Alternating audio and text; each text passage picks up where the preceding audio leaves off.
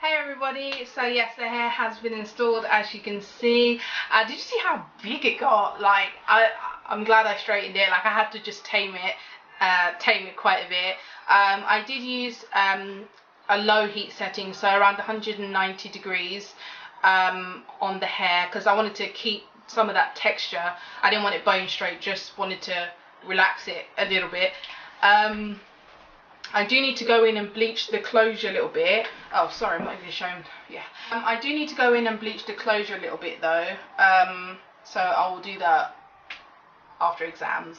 I'm so in love with the texture, like it's unreal.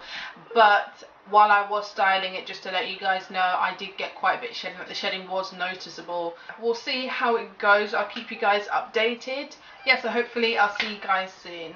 Thanks for watching. Bye.